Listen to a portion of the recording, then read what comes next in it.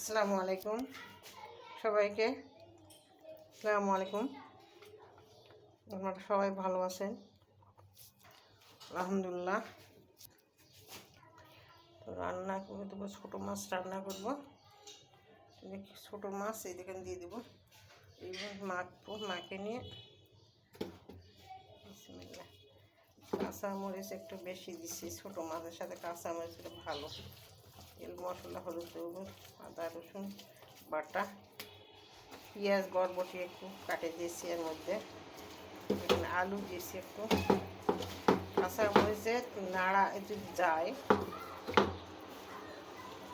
বেশি মাখামাখি করলে সবার হাতে আবার সহ্য হয় না।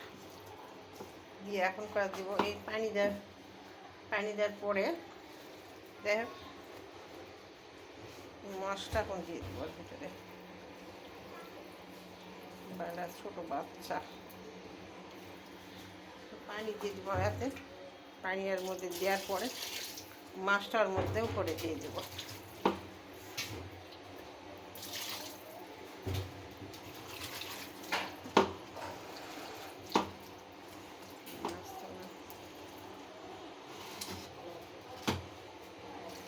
লবণ দেওয়া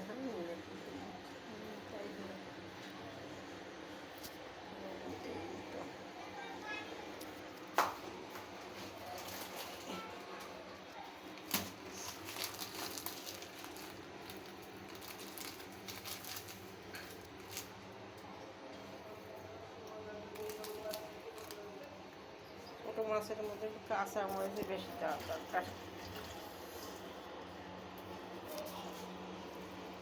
এই মাছটার মধ্যে দিয়ে দিচ্ছি।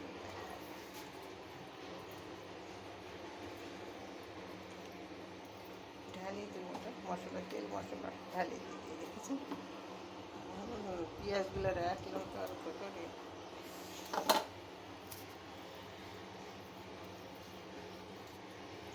ছোটো মাছটা ওর উপরে দিলে মানে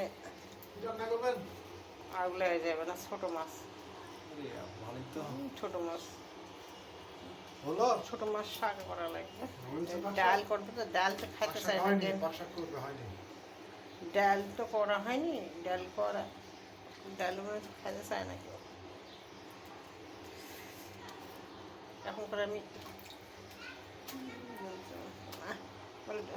ঢাকুন দেখুন ঢাকি হয়।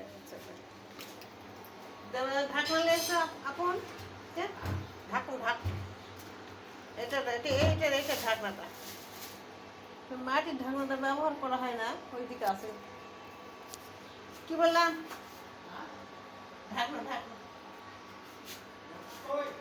ওই পার আসছে।